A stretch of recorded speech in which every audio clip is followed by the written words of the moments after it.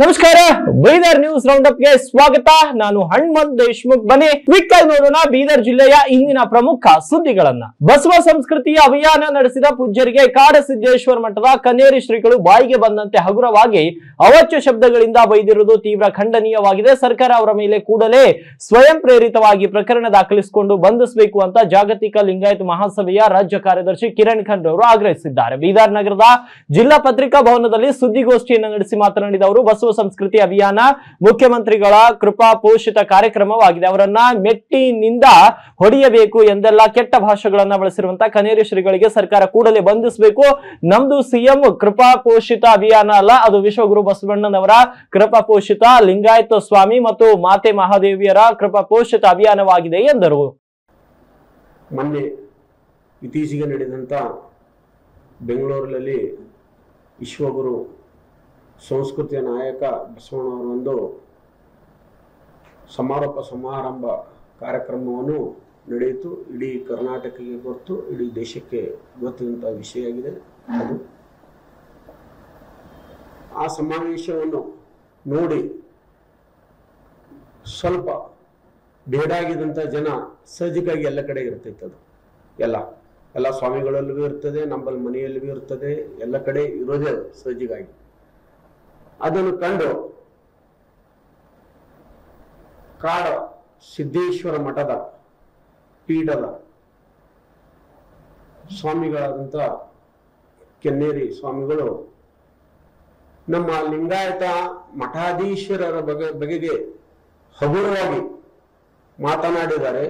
ಅದು ಏನು ಮಾತಾಡಿದ್ದಾರೆ ಅನ್ನೋದು ಇಡೀ ಮಾಧ್ಯಮ ಮುಖಾಂತರ ತಮಗೂ ಗೊತ್ತು. ಆ ಭಾಷೆಯನ್ನು ನಾನು ಬಳಸಬಾರದು, ಆದರೂ ಕ್ಷಮೆಯನ್ನು ಕೇಳಿ ಆ ಭಾಷೆಯನ್ನು ಅನಿವಾರ್ಯವಾಗಿ ಬಳಸಂತ ಪ್ರಸಂಗ ನಿರ್ಮಾಣ ಮಾಡಿದ್ದಾರೆ ಅವರು. ಈ ಬೋಳೆ ಮಕ್ಕಳಿಗೆ ನಾನೇ ಕೇಳಬೇಕು, ಮೆಟ್ಟಚ್ಚಿ ನಾನೇ ಹೊಡಿಬೇಕಂತ ಹೇಳ್ತಾರೆ. ನೀ ಯಾರಪ್ಪ ನಮ್ಮ ಮೆಟ್ಟಚ್ಚಿ ಹೊಡೆಯವ? ನೀನು ಯಾರು? ಮೊಟ್ಟ ಮೊದಲು ನಿನಗ ನಮಗ ಏನು ಸಂಬಂಧ? ಭಾರತ ದೇಶದಲ್ಲಿ ಅನೇಕ ಧರ್ಮಗಳು ಹುಟ್ಟಿವೆ. ಈ ದೇಶದಲ್ಲಿ ಅನೇಕತ್ವದಲ್ಲಿ ಏಕತೆ ಇದೆ. ನಮ್ಮಲ್ಲಿ ಈ ಏಕತೆಯನ್ನು ಒಡೆಯುವಂತ ಕುತಂತ್ರವನ್ನು ಕೆನ್ನೇರಿ ಸ್ವಾಮಿಗಳು ಮಾಡಿದ್ದಾರೆ. ನಾನು ಸರ್ಕಾರಕ್ಕೆ ಮನವಿ ಮಾಡ್ತೀನಿ, ಕೂಡಲೇ ಸರ್ಕಾರ ವತಿಯಿಂದಲೇ ಅವ್ರ ಮೇಲೆ ಕೇಸು ದಾಖಲೆ ಆಗಬೇಕು. ಇಂತಹ ಹೇಳಿಕೆಯಿಂದ ಸಮಾಜದಲ್ಲಿ ಒಡಕು ತರೋದು, ದೇಶ ಭಾವನೆಗಳು ಬೀಜಗಳು ಬಿತ್ತಂತ ವ್ಯವಸ್ಥೆ ಆಗ್ತದ. ಅದರಪ್ಪ ಎಂ ಬಿ ಪಾಟೀಲ್ ಅವರು ಇವತ್ತು ಮಾಡ್ತಾ ಇದ್ದಾರೆ ಅಂದ್ರೆ ಅವ್ರ ಬಸವಣ್ಣವ್ರ ಬಗ್ಗೆ ಅಪಾರ ಭಕ್ತಿ ಇದೆ, ಗೌರವ, ಅವ್ರ ಬಗ್ಗೆ ನಮಗೂ ಗೌರವ ಇದೆ. ಯಾರ ಬಸವಣ್ಣ ಕಾರ್ಯಕ್ರಮ ಬರ್ತಾರ ಅವ್ರಿಗೆ ನಾವು ಗೌರವ ಕೊಡ್ತೇವೆ, ನೀವು ಬರೀ ನಿಮಗೂ ಗೌರವ ಕೊಡ್ತೇವೆ. ಅದಕ್ಕೊಂದು ನಾವು ತೀವ್ರವಾಗಿ ಖಂಡಿಸ್ತೇನೆ. ನಾನು ಏನ್ ಹೇಳ್ತಾರೆ, ಒಂದ್ ಕಡೆ ಈ ಕ್ರೈಸ್ತ ಧರ್ಮದವರಿಗೆ, ಇಸ್ಲಾಂ ಧರ್ಮದವರಿಗೆ ಇವೆಲ್ಲ ದೇಶದಲ್ಲಿ ಬೀಜ ಬಿತ್ತಂತ ಕುತಂತ್ರ ನಡೀತಾ ಇದೆ. ಇಲ್ಲಿ ಮತ್ತೆ ದೇಶದಲ್ಲಿ ದಂಗೆ ಅಂತ ಪ್ರಸಂಗ ಈ ಸ್ವಾಮಿಗಳಿಂದ ನಿರ್ಮಾಣ ಆಗ್ತದ. ನಾವು ಈ ದೇಶದಲ್ಲಿ ಯಾಕೆ ಪ್ರತಿಯೊಬ್ಬರಿಗೆ ಸ್ವಾತಂತ್ರ್ಯ ಇಲ್ವಾ? ನಮ್ಮ ಭಾರತ ದೇಶದಲ್ಲಿ ಬಾಬಾ ಸಾಹೇಬ್ ಅಂಬೇಡ್ಕರ್ ಸಂವಿಧಾನಿಕವಾಗಿ ಮಾತನಾಡಲು ಹಕ್ಕು ಕೊಟ್ಟಿದ್ದಾರೆ. ನಮ್ಗೆ ಆ ಹಕ್ಕಿನ ಅಡಿಯಲ್ಲೇನೋ ಮಾತಾಡ್ತಾ ಇದ್ದೇವೆ ನಾವು ವಸ್ತು ನೀವು ಹೇಳ್ತಾ ಇದ್ರೆ ಇವತ್ತು ಮಾಧ್ಯಮ ಮುಖಾಂತರ ಇವತ್ತು ನಮ್ಮ ವಿರೋಧಿಗಳಂತವ್ರು ನಾನು ಪ್ರಶ್ನೆ ಮಾಡಿದೆ. ನಾನು ಈ ದೇಶದಲ್ಲಿ ಹುಟ್ಟಂತ ಬೌದ್ಧ ಧರ್ಮ ಹುಡ್ತು. ಬೌದ್ಧ ಧರ್ಮಕ್ಕ ನಮ್ಮ ದೇಶದಲ್ಲಿ ನೆಲೆ ಸಿಕ್ಕಿಲ್ಲ. ಇವತ್ತು ಹೊರದೇಶಕ್ಕೆ ಹೋಗಿ ಇವತ್ತು ಬೌದ್ಧ ಧರ್ಮ ವಿಶಾಲ ಧರ್ಮವಾಗಿ ಬೆಳೆದಿದೆ. ಶ್ರೀಲಂಕಾದಲ್ಲಿ ಬೆಳೆದಿದೆ, ಚೀನಾದಲ್ಲಿ ಬೌದ್ಧ ಧರ್ಮ ಇದೆ. ಇವತ್ತ ಈ ದೇಶದಲ್ಲಿ ಹುಟ್ಟಂತ ಧರ್ಮಗಳು. ವಾಕಿಂಗ್ ಹೋದ ವೃದ್ಧನಿಗೆ ಕಾರು ಡಿಕ್ಕಿಯಾದ ಘಟನೆ ಬೀದರ್ ನಗರದ ಕುಂಬಾರವಾಡ ಬಳಿ ನಡೆದಿದೆ. ಬೆಳಗಿನ ಜಾವ ವಾಕಿಂಗ್ ಮಾಡಲು ಹೋದಾಗ ಕಾರು ಹೈದು ವೃದ್ಧನೊಬ್ಬ ಸ್ಥಳದಲ್ಲಿಯೇ ಸಾವನ್ನಪ್ಪಿದ್ದಾನೆ. ಭೀಮಣ್ಣ ಮಡಿವಾಳ ಎನ್ನುವ ವ್ಯಕ್ತಿ ಬೆಳಗಿನ ಜಾವ ವಾಕಿಂಗ್ ಹೋದಾಗ ಈ ದುರ್ಘಟನೆ ನಡೆದಿದ್ದು, ನಡೆದುಕೊಂಡು ಹೋಗುವಾಗ ಹಿಂಬದಿಯಿಂದ ಬಂದ ಕಾರು ಡಿಕ್ಕಿ ಹೊಡೆದ ರಭಸಕ್ಕೆ ಸ್ಥಳದಲ್ಲಿ ಕಳಚಿ ಬಿದ್ದು ವೃದ್ಧ ಸಾವನ್ನಪ್ಪಿದ್ದಾನೆ. ಅಪಘಾತದ ಭೀಕರತೆ ಸಿಸಿಟಿವಿ ಕ್ಯಾಮೆರಾದಲ್ಲಿ ಸೆರೆಯಾಗಿದ್ದು, ಸ್ಥಳಕ್ಕೆ ಟ್ರಾಫಿಕ್ ಪೊಲೀಸರು ಭೇಟಿ ನೀಡಿ ಗಾಂಧಿಗಂಜ್ ಪೊಲೀಸ್ ಠಾಣೆಯಲ್ಲಿ ಪ್ರಕರಣ ಕೂಡ ದಾಖಲಾಗಿದೆ. ಹುಮ್ನಾಬಾದ್ ತಾಲೂಕು ಕ್ಷೇತ್ರದ ಸಡೋಳ ಗ್ರಾಮದಲ್ಲಿ ನಿರಂತರವಾಗಿ ಸುರಿದ ಮಳೆಯಿಂದ ಗ್ರಾಮ ಪಂಚಾಯತ್ ವ್ಯಾಪ್ತಿಯಲ್ಲಿ ಬರುವ ರಾಜ್ಯ ಕೆರೆ ತುಂಬಿರುವ ಹಿನ್ನೆಲೆ ಗ್ರಾಮದ ರೈತರ ಜಮೀನಿಗೆ ಸಂಪರ್ಕಿಸುವ ರಸ್ತೆ ಹಾಗೂ ಬೆಳೆಗಳು ಸಂಪೂರ್ಣವಾಗಿ ನಷ್ಟವಾದ ಹಿನ್ನೆಲೆ ಗ್ರಾಮದ ಜನರ ದೂರಿನ ಅನ್ವಯ ಇಂದು ಸ್ಥಳಕ್ಕೆ ಶಾಸಕ ಸಿದ್ದು ಪಾಟೀಲ್ ಅವರು ಭೇಟಿ ನೀಡಿ ಪರಿಶೀಲನೆಯನ್ನ ನಡೆಸಿದ್ದಾರೆ. ನಷ್ಟವಾದ ಪ್ರದೇಶವನ್ನ ವೀಕ್ಷಿಸಿದ ನಂತರ ಆದಷ್ಟು ಬೇಗ ಗ್ರಾಮದ ರೈತರ ಸಮಸ್ಯೆಯನ್ನ ಬಗೆಹರಿಸಿಕೊಡುವ ಭರವಸೆಯನ್ನು ಕೂಡ ನೀಡಿದ್ದಾರೆ. ಬಸವ ಕಲ್ಯಾಣ ತಾಲೂಕಿನಲ್ಲಿ ಆರ್ಎಸ್ಎಸ್ ಪಥಸಂಚಲನದಲ್ಲಿ ಭಾಗಿಯಾದ ಶಿಕ್ಷಕರ ಮೇಲೆ ಕ್ರಮ ಕೈಗೊಳ್ಳುವಂತೆ ಕ್ಷೇತ್ರ ಶಿಕ್ಷಣಾಧಿಕಾರಿ ಸಿದ್ದ ವೀರಯ್ಯ ರುದ್ನೂರ್ಗೆ ಭೀಮ್ ಆರ್ಮಿ ಅಧ್ಯಕ್ಷ ಚೇತನ್ ಕಾಡೆ ಮನವಿ ಪತ್ರವನ್ನ ಸಲ್ಲಿಸಿದ್ದಾರೆ. ಸರ್ಕಾರಿ ಸಂಬಳ ಪಡೆದು ಖಾಸಗಿ ಸಂಘ ಸಂಸ್ಥೆಗಳಲ್ಲಿ ಶಿಕ್ಷಕರು ಭಾಗಿಯಾಗಿದ್ದಾರೆ. ಸರ್ಕಾರಿ ನೌಕರಿದ್ದವರು ಯಾವುದೇ ಸಂಘ ಸಂಸ್ಥೆಗಳ ಚಟುವಟಿಕೆಯಲ್ಲಿ ಭಾಗಿಯಾಗಬಾರದು ಎಂದು ನಿಯಮ ಇದ್ರೂ ಕೂಡ ಬಸವ ಕಲ್ಯಾಣ ಸರ್ಕಾರಿ ಶಾಲೆ ಶಿಕ್ಷಕರು ಆರ್ಎಸ್ಎಸ್ ಪಥಸಂಚಲನದಲ್ಲಿ ಭಾಗಿಯಾಗಿದ್ದಾರೆ. ಕೂಡಲೇ ಅಂತವರನ್ನ ಕೆಲಸದಿಂದ ಅಮಾನತುಗೊಳಿಸಬೇಕು ಅಂತ ಭೀಮ್ ಆರ್ಮಿ ಶಿಕ್ಷಣಾಧಿಕಾರಿಗಳಿಗೆ ಮನವಿ ಪತ್ರವನ್ನ ಸಲ್ಲಿಸಿದೆ. ಕೆಲವು ನಮ್ಮ ಸರ್ಕಾರಿ ನೌಕರರು ಏನಪ್ಪಾ ಅಂತಂದ್ರ ಸಾಮಾಜಿಕ ಏನಪ್ಪಾ ಅಂದ್ರೆ ಒಂದೇನು ಸಂಘ ಸಂಸ್ಥೆಗಳ ಕಾರ್ಯಕ್ರಮದಲ್ಲಿ ಭಾಗವಹಿಸಿದ್ದಾರ. ಈಗ ಇದ್ರ ಇತ್ತೀಚಿನ ಏನು ಉದಾಹರಣೆಪ್ಪ ಅಂದ್ರೆ ನಮ್ಮ ಬಸವ ಕಲ್ಯಾಣ ತಾಲೂಕಿನಲ್ಲಿ ಏನು ಆರ್ಎಸ್ಎಸ್ ಪಥಸಂಚಲನ ನಡೆದಿತ್ತು. ಅದರಲ್ಲಿ ಏನಂದ್ರೆ ಶಿಕ್ಷಣ ಇಲಾಖೆಯಿಂದಪ್ಪ ಅಂದ್ರೆ ಹಲವಾರು ಜನ ಸುಮಾರು 20 ರಿಂದ 30 ಜನದಿಂದ ಭಾಗವಹಿಸಿದರು. ಅದೇ ರೀತಿ ಆರೋಗ್ಯ ಇಲಾಖೆಯಿಂದನೂ ಕೂಡ ಅದರಲ್ಲಿ ಭಾಗವಹಿಸಿದರು. ಸುಮಾರು ಇಲಾಖೆಯಿಂದ ಭಾಗವಹಿಸಿದರು. ಇದರಲ್ಲಿ ಉದಾಹರಣೆಗಾಗಿ ಏನಪ್ಪಾ ಅಂತಂದ್ರ ನಮ್ಮ ನೀಲಂಬಿಕೆ ಕಾಲೇಜಿನ ಏನು ಪ್ರಾಂಶುಪಾಲರು ಇದ್ದಾರೆ ಅಶೋಕ್ ರೆಡ್ಡಿ ಅವರು, ನಮ್ಮ ರಮೇಶ್ ರಾಜು ಏನಪ್ಪಾ ಅಂದ್ರೆ ಅಲಗೋಡು ಮುಖ್ಯ ಶಿಕ್ಷಕರು ಮತ್ತು ಸೋಮನಾಥ್ ಬೇಲೂರಿ ಅಂತೇಳಿ ಕಿಟ್ಟಾರು, ಇವರೆಲ್ಲ ಭಾಗಿಸ್ತಾರೆ. ಇದರ ಜೊತೆನೂ ಸುಮಾರು 10-15 ಜನಕ್ಕಿಂತ ಹೆಚ್ಚಿಗೆ ಭಾಗವಹಿಸ್ತಾರೆ. ಇದ್ರ ಮೇಲೆ ಏನಪ್ಪಾ ಶಿಕ್ಷಣ ಇಲಾಖೆ ಏನಂದ್ರೆ ಒಂದು ಕಾರ್ಯಾಚರಣೆ ನಡೆಸಬೇಕು. ಇನ್ನು ಇದ್ರ ಹಿಂದೆ ಯಾರ್ಯಾರು ಭಾಗವಹಿಸಿದ್ರು ಅದೆಲ್ಲ ಸಂಪೂರ್ಣವಾಗಿ ತನಿಖೆ ಮಾಡಿ ಅವ್ರ ಮೇಲೆ ಅಂತಂದ್ರೆ ಒಂದು ಕಾನೂನು ರೀತಿಯ ಕ್ರಮ ತಗೋಬೇಕಂತ ಹೇಳಿ ನಾವು ವಿನಂತಿ ಮಾಡುತ್ತೇವೆ. ಒಂದ್ ವೇಳೆ ಕಾನೂನು ರೀತಿ ಇದು ಕ್ರಮ ತಗೊಂಡಿಲ್ಲ ಅಂತಂದ್ರ ಇವ್ರಿಗೆ ಇದೇ ತರ ಏನಪ್ಪಾ ಅಂದ್ರ ಬರುವಂತ ದಿನಗಳು ಇದೇ ತರ ಇವ್ರು ಏನಂದ್ರ ಕಾನೂನು ಬಾಹಿರ ಚಟುವಟಿಕೆ ಮಾಡ್ತಾರ. ಈ ಚಟುವಟಿಕೆಯಿಂದ ಮಕ್ಕಳ ಮೇಲೆ ಏನಂದ್ರ ಒಂದು ಒಳ್ಳೆ ಇದು ಪರಿಣಾಮ ಬೀರಲ್ಲ ಅಂತ ಹೇಳಿ ನಾವೊಂದು ಹೇಳ್ತೀನಿ. ಸುಮಾರು ಎಷ್ಟು ಜನನು ಭಾಗಿದಾರ ಅವ್ರ ಮೇಲೆ ಕಾನೂನು ರೀತಿಯಿಂದ ಕ್ರಮ ಆಗ್ಬೇಕಂತ ಬೀದರ್ ಜಿಲ್ಲೆಯ ಬಸವ ಕಲ್ಯಾಣ ತಾಲೂಕಿನಲ್ಲಿ ಕೆಲವೊಂದಿಷ್ಟು ಸರ್ಕಾರಿ ಕಚೇರಿಗಳು ಹಾಳು ಕೊಂಪೆ ಅಂತ ಹಾಕಿವೆ. ಬಸವ ಕಲ್ಯಾಣದ ಕ್ಷೇತ್ರ ಶಿಕ್ಷಣಾಧಿಕಾರಿ ಕಚೇರಿಯ ಸುತ್ತಮುತ್ತ ಅಸ್ವಚ್ಛತೆ ತಾಂಡವವಾಡುತ್ತಿದ್ದು ಇಲ್ಲಿನ ಸರ್ಕಾರಿ ಕಟ್ಟಡಗಳು ತಿಪ್ಪೆಗಳಂತೆ ಕಾಣುತ್ತಿವೆ. ಕ್ಷೇತ್ರ ಶಿಕ್ಷಣಾಧಿಕಾರಿಯ ಕಚೇರಿಯ ಆವರಣದಲ್ಲಿರುವಂತಹ ಕರ್ನಾಟಕ ರಾಜ್ಯ ಸರ್ಕಾರಿ ನಿವೃತ್ತ ಸರ್ಕಾರಿ ನೌಕರರ ಸಂಘ ಸ್ಕೌಟ್ಸ್ ಗೈಡ್ಸ್ ಕಾರ್ಯಾಲಯ ಈ ಕಟ್ಟಡಗಳು ತಿಪ್ಪೆಂತಾಗಿ ಮಾರ್ಪಟ್ಟಿವೆ. ಈ ಕಟ್ಟಡಗಳು ಅಸ್ವಚ್ಛತೆಯಿಂದ ತಾಂಡವವಾಡುತ್ತಿದ್ದು ಅತಿ ದುರ್ವಾಸನೆ ಬೀರುತ್ತಿದೆ. ಅಲ್ಲದೆ ಆವರಣದಲ್ಲಿ ಹುಲ್ಲು ಕಡ್ಡಿ ಬೆಳೆದು ಕಾಡಿನಂತೆ ಕಾಣುತ್ತಿವೆ. ಕ್ಷೇತ್ರ ಶಿಕ್ಷಣಾಧಿಕಾರಿ ಕಚೇರಿ ಆವರಣದಲ್ಲಿ ಸರ್ಕಾರಿ ಅಲ್ಪಸಂಖ್ಯಾತರ ಕಲ್ಯಾಣ ಇಲಾಖೆ ಉರ್ದು ಶಾಲೆ, ಸರ್ಕಾರಿ ಕನ್ನಡ ಪ್ರಾಥಮಿಕ ಶಾಲೆ ಹಾಗೂ ಸರ್ಕಾರಿ ಪ್ರಥಮ ದರ್ಜೆ ಕಾಲೇಜುಗಳಿದ್ದು ಅದರಲ್ಲಿಯೂ ಸಹ ಅದೇ ಆವರಣದಲ್ಲಿರುವಂತಹ ಕೆಲವು ಕಟ್ಟಡಗಳು ಅಸ್ವಚ್ಛತೆಯಿಂದ ಕೂಡಿದ್ದು ಸರ್ಕಾರಿ ಶಾಲೆಯ ವಿದ್ಯಾರ್ಥಿಗಳು ದಿನನಿತ್ಯ ಓಡಾಡುವ ಸ್ಥಳವಾಗಿದ್ರು ಕೂಡ ಕ್ಷೇತ್ರ ಶಿಕ್ಷಣಾಧಿಕಾರಿಗಳು ಮೌನ ವಹಿಸಿರುವುದು ವಿಪರ್ಯಾಸವಾಗಿದೆ ಅಂತ ಸಾಮಾಜಿಕ ಹೋರಾಟಗಾರ ಧನರಾಜ್ ರಾಜೋಳೆ ಸಂಬಂಧಪಟ್ಟ ಅಧಿಕಾರಿಗಳ ವಿರುದ್ಧ ಆಕ್ರೋಶವನ್ನ ವ್ಯಕ್ತಪಡಿಸಿದ್ದಾರೆ. ಕೆಲವೊಂದು ಸರ್ಕಾರಿ ಕಚೇರಿಗಳು ಕಾಣತ್ತವ. ಸರ್ಕಾರಿ ಕಚೇರಿಗಳೆಲ್ಲ ಅಸ್ವಚ್ಛತೆ ತಾಂಡವಾಡ್ಲತ್ತದ ಸರ್. ಎಲ್ಲ ಭಾಳ ಗಲೀಜ್ ಅಂದ್ರೆ ಭಾಳ ಗಲೀಜ್ ಅದ. ಇದ್ರ ಬಗ್ಗೆ ತಾವ್ ಏನ್ ಹೇಳ್ತೀವಿ ಸರ್? ನೋಡ್ರಿ, ಇದಕ್ಕಿಂತ ಮುಂಚೆ ನಾವೊಂದು 2-3 ತಿಂಗಳ ಪೈಲೆ ಸಂಬಂಧಪಟ್ಟ HM ಅವ್ರಿಗೆ ಏನಪ್ಪ ಅಂದ್ರೆ ಫೋನ್ ಕರೆ ಮಾಡಿ, ಸರ್ ನಿಮ್ಮಲ್ಲಿ ಏನಪ್ಪ ಅಂದ್ರೆ ಶಾಲೆಯಲ್ಲಿ ಮಕ್ಕಳು ಓದ್ತಾ ಇರ್ತಾವ, ಅಕ್ಕಪಕ್ಕದಲ್ಲಿ ಇರ್ತಕ್ಕಂಥ ಗಿಡ ಗಂಟಿಗಳು ಬಹಳಷ್ಟು ಬೆಳೆದಿವೆ. ಆ ಮಕ್ಕಳು ಬಿಸಿ ಊಟ ಮಾಡುವ ಸಮಯದಲ್ಲಿ ಮಕ್ಕಳೇನಪ್ಪ ಅಂದ್ರೆ ಕಂಪೌಂಡ್ ವಾಲ್ದಾಗ ಒಳ್ತಾ ಇದ್ದಾಗ ನಾನೇ ಕಣ್ಣಾರಿ ನೋಡಿದೀನಿ. ಇಂತಿಂಥ ಸರಕುಗಳು ಇದು ನಾ ಕಣ್ಣಾರಿ ನೋಡಿನಿ.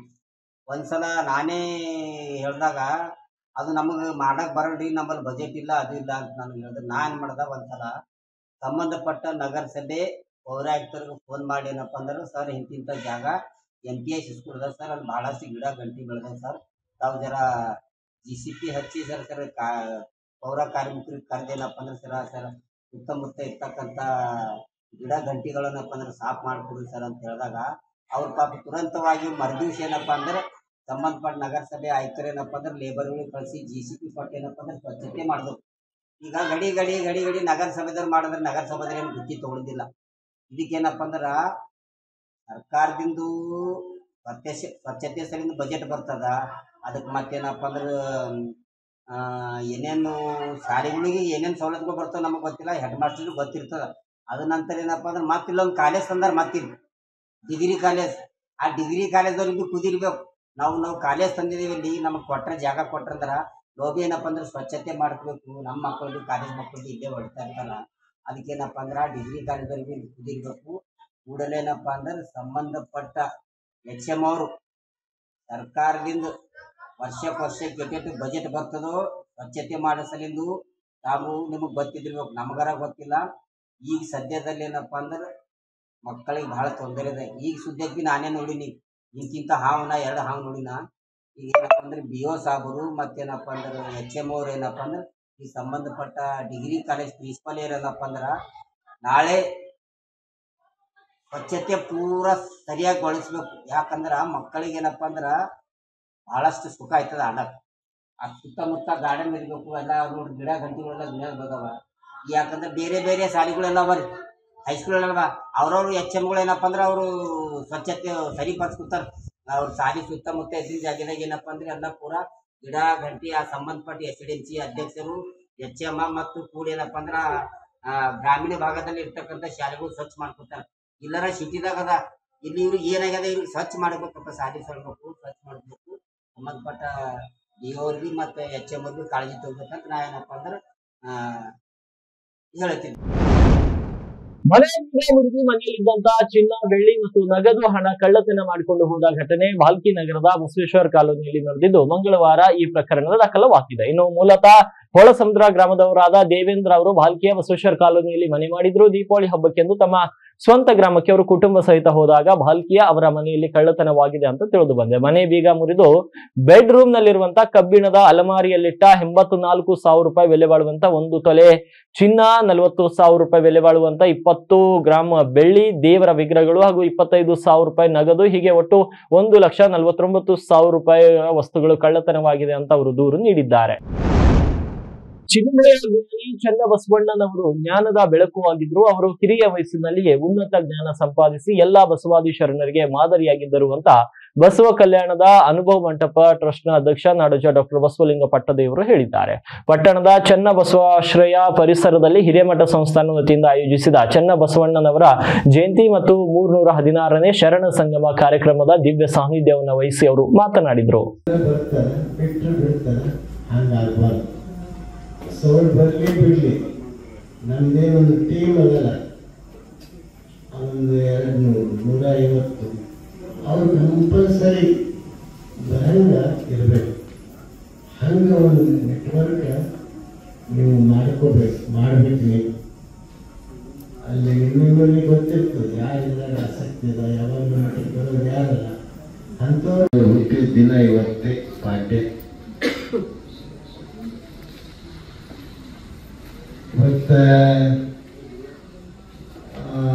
ಹಬ್ಬ ಇರಲಿ, ಹುಣ್ಣಿ ಇರಲಿ, ಒಂದು ಈ ಶಿವಾನುಭವಕ್ಕೆ ವೇದಿಕೆ ಮೇಲಿರುವಂತಹ ಅಧ್ಯಕ್ಷತೆಯನ್ನು ವಹಿಸಿರುವಂತಹ ಮಿಡಿವಾಳ ಸ್ವಾಮಿ ಹಿರೇಮಠರವರಿಗೆ, ಚಿನ್ಮಯ ಜ್ಞಾನಿ ಚನ್ನಬಸವಣ್ಣನವರ ಕುರಿತಂತೆ ಅನುಭಾವದ ನುಡಿಗಳನ್ನು ನುಡಿದಿರುವಂತಹ ನಮ್ಮ ಚಂದ್ರಕಾಂತ್ ಬಿರಾದರ್ ಸರ್ ಅವರು ಇವತ್ತು ನಿವೃತ್ತ ಪ್ರಾಚಾರ್ಯರು, ಶಿವಾಜಿ ಪದವಿ ಪೂರ್ವ ಕಾಲೇಜು ಭಾಲ್ಕಿ. ಚನ್ನಬಸವಣ್ಣನವರ ಜಯಂತಿಯ ಹಾಗೂ 316ನೇ ಮಾಸಿಕ ಶರಣ ಸಂಗಮದ ಕಾರ್ಯಕ್ರಮದಲ್ಲಿ ತಮಗೆಲ್ಲರಿಗೂ ಪೂಜ್ಯರಿಂದ ವಿಶೇಷ ಸನ್ಮಾನ ಜೊತೆಗೆ ಆಶೀರ್ವಾದವನ್ನು ನೆರವೇರಿಸಲಾಗಿದೆ.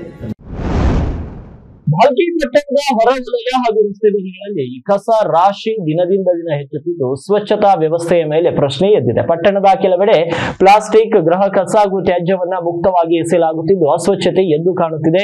ಜನರು ರಸ್ತೆ ಬದಿಗಳಲ್ಲಿ ನಾಲೆಗಳ ಪಕ್ಕದಲ್ಲಿ ಕಸ ಹಾಕುತ್ತಿದ್ದಾರೆ. ಸರಿಯಾದ ಸಮಯದಲ್ಲಿ ಕಸ ವಿಲೇವಾರಿಯಾಗದ ಕಾರಣ ಕಸ ಹಾಕುವ ಸ್ಥಳಗಳು ಅಸ್ವಚ್ಛತೆಯಿಂದ ಕೂಡಿವೆ. ಇನ್ನು ಪಟ್ಟಣಕ್ಕೆ ಬರುವ ಮುಖ್ಯ ರಸ್ತೆ ಅಕ್ಕಪಕ್ಕದಲ್ಲಿ ಕಸದ ರಾಶಿಯೇ ತುಂಬಿದ್ದು ನಾಯಿ ಹಂದಿಗಳ ಹಾವಳಿ ಹೆಚ್ಚಾಗಿದೆ. ಏಕಾಏಕಿ ರಸ್ತೆ ಮೇಲೆ ನಾಯಿ ಹಂದಿಗಳು ಬರುತ್ತಿರುವುದರಿಂದಾಗಿ ಕೆಲವು ಸಾರಿ ಸವಾರರು ಬಿದ್ದು ಗಾಯಗಳಾಗಿರುವಂತಹ ಘಟನೆಗಳು ಕೂಡ ಸಂಭವಿಸಿವೆ. ಸಹಕಾರ ಸಕ್ಕರೆ ಕಾರ್ಖಾನೆಯ ಚುನಾವಣೆ ಇಂದು ಶಾಂತವಾಗಿಯೇ ಮುಗಿದಿದೆ. ಬೆಳಗ್ಗೆ 9 ಗಂಟೆಗೆ ಪ್ರಾರಂಭವಾದಂತಹ ಮತದಾನ ಸಂಜೆ 4 ಗಂಟೆಗೆ ಮುಕ್ತಾಯವಾಗಿದೆ. ಸಂಜೆ 4:30 ನಂತರ ಮತದಾರರು ತಮ್ಮ ಅಭ್ಯರ್ಥಿಗಳ ಗೆಲುವಿಗಾಗಿ ಕಾಯುತ್ತಿದ್ದಾರೆ. ಇನ್ನು ಒಟ್ಟು 4,500 ಮತದಾರರನ್ನು ಹೊಂದಿರುವಂತಹ ಈ ಚುನಾವಣೆಯಲ್ಲಿ 2,977 ಮತದಾರರಿಂದ ಮತದಾನ ಜರುಗಿದೆ. ಒಟ್ಟು 67% ಮತದಾರರು ಮತದಾನ ಪ್ರಕ್ರಿಯೆಯಲ್ಲಿ ಭಾಗಿಯಾಗಿದ್ದಾರೆ. ಇನ್ನು ಮತ ಎಣಿಕೆ ಪ್ರಕ್ರಿಯೆ ಭರದಿಂದ ಸಾಗುತ್ತಿದ್ದು ಫಲಿತಾಂಶ ಘೋಷಣೆಗಾಗಿ ಮತಗಟ್ಟೆಯ ಮುಂದೆ ಬೆಂಬಲಿಗರು ಕಾಯುತ್ತಾ ಕುಳಿತಿದ್ದಾರೆ. ಬಹುನಿರೀಕ್ಷಿತ ನಾರಂಜ ಸಹಕಾರಿ ಸಕ್ಕರೆ ಕಾರ್ಖಾನೆಯ ಚುನಾವಣೆ ಪ್ರಕ್ರಿಯೆ ಈಗ ಮುಗಿದಿದ್ದು. ಇನ್ನೇನು ಮತ ಎಣಿಕೆಗೆ ಕೆಲವೇ ಕ್ಷಣಗಳು ಉಳಿದಿದೆ ಅಂತ ಹೇಳ್ಬೋದು. ಈಗಾಗಲೇ ಮತ ಎಣಿಕೆಗೆ ಭರದಿಂದ ಸಿದ್ಧತೆ ನಡೀತಾ ಇದೆ. ಇನ್ನು ಬೆಳಗ್ಗೆ 9 ಗಂಟೆಗೆ ಪ್ರಾರಂಭವಾದ ಮತದಾನ ಪ್ರಕ್ರಿಯೆ ಸಂಜೆ 4 ಗಂಟೆಗೆ ಮುಗಿದಿದೆ. ಇನ್ನು 4500 ಮತದಾರರನ್ನು ಹೊಂದಿರುವ ಈ ಚುನಾವಣೆಯಲ್ಲಿ 2977 ಮತದಾರರು ತಮ್ಮ ಮತವನ್ನ ಚಲಾಯಿಸಿದ್ದಾರೆ. ಅಂದ್ರೆ ಅಂದಾಜು 66.5% ಅಥವಾ 67% ಜನರು ಈ ಮತದಾನ ಪ್ರಕ್ರಿಯೆಯಲ್ಲಿ ಭಾಗಿಯಾಗುವ ಮೂಲಕ ಈ ಏನು ಮತದಾನವನ್ನ ಶಾಂತಿಯುತವಾಗಿ ನಡೆಸಿಕೊಟ್ಟಿದ್ರು ಅಂತ ಹೇಳ್ಬೋದು. ಯಾವುದೇ ಗೊಂದಲಗಳು ವಿವಾದಗಳು ಇಲ್ಲದೆ ಮತದಾನ ಪ್ರಕ್ರಿಯೆ ಸಾಕಷ್ಟು ಸುಲಲಿತವಾಗಿ ನಡೆದಿದೆ ಅಂತ ಹೇಳ್ಬೋದು. ನೋಡ್ತಿರ್ಬೋದು ಈಗ ನಾನು ಈ ಕಡೆ ಹಿಂದ್ಗಡೆ ದೃಶ್ಯದಲ್ಲಿ ತೋರಿಸ್ತಾ ಹೋಗ್ತೀವಿ. ಈಗಾಗಲೇ ಏನು ಅಭ್ಯರ್ಥಿಗಳ ಬೆಂಬಲಿಗರು ಕಾದು ಕುಳಿತಿದ್ದಾರೆ, ಫಲಿತಾಂಶಕ್ಕಾಗಿ ಕಾದು ನಿಂತಿದ್ದಾರೆ. ಇನ್ನೇನು ಕೆಲವೇ ಕ್ಷಣಗಳು ತಮ್ಮ ನೆಚ್ಚಿನ ನಾಯಕ ಗೆಲ್ತಾರೆ, ಸಹಕಾರಿ ಸಕ್ಕರೆ ಕಾರ್ಖಾನೆ ನಿರ್ದೇಶಕರಾಗ್ತಾರೆ, ಅಧ್ಯಕ್ಷರಾಗ್ತಾರೆ ಅನ್ನೋ ನಿರೀಕ್ಷೆಯಲ್ಲಿ ಕೂಡ ನಿಂತಿದ್ದಾರೆ. ನೋಡ್ತಿರ್ಬೋದು ನೀವು ಈಗ ಆಲ್ರೆಡಿ ಏನು ಮತಗಟ್ಟೆ ಎದುರುಗಡೆ ಬೆಂಬಲಿಗರು ತಮ್ಮ ನಾಯಕನ ಗೆಲುವಿಗಾಗಿ ಸಂಭ್ರಮಿಸ್ಲಿಕ್ಕೆ ಕಾಯ್ತಾ ಇದ್ದಾರೆ ಅಂತ ಹೇಳ್ಬೋದು. ಏನು 13 ನಿರ್ದೇಶಕ ಸ್ಥಾನಗಳನ್ನ ನಡೆಬೇಕಿದ್ದ ಚುನಾವಣೆಯಲ್ಲಿ 4 ಜನ ನಿರ್ದೇಶಕರು ಅವಿರೋಧವಾಗಿ ಆಯ್ಕೆ ಆಗ್ತಾರೆ. 9 ಜನರ ನಿರ್ದೇಶಕರ ಸ್ಥಾನಗಳಿಗೆ ನಡೆದ ಚುನಾವಣೆ ಪ್ರಕ್ರಿಯೆ ಹಿನ್ನೆಲೆ ಇವತ್ತು ಮತದಾನ ನಡೀತು. ಇದರಲ್ಲಿ 67% ಮತದಾನ ಪ್ರಕ್ರಿಯೆ ಆಗಿದೆ ಅಂತ ಹೇಳ್ಬೋದು. ಏನು ಮತದಾನ ಮುಗಿದ ಹಿನ್ನೆಲೆ ಈಗಾಗಲೇ ಮತ ಎಣಿಕೆಗೆ ಬರದ ಸಿದ್ಧತೆ ನಡೀತಿದೆ. ಇನ್ನೊಂದು 2 ಗಂಟೆ 3 ಗಂಟೆಯಲ್ಲಿ ಈ ಫಲಿತಾಂಶ ಕೂಡ ಹೊರಬೀಳಲಿದೆ ಅಂತ ಹೇಳ್ಬೋದು. ಕ್ಯಾಮ್ರಾಮನ್ ಸಂತೋಷ್ ಜೊತೆ ದೇವರಾಜ್ ಹೊನಗೆರೆ, ಉತ್ತರ ಕರ್ನಾಟಕ ನ್ಯೂಸ್, ಬೀದರ್.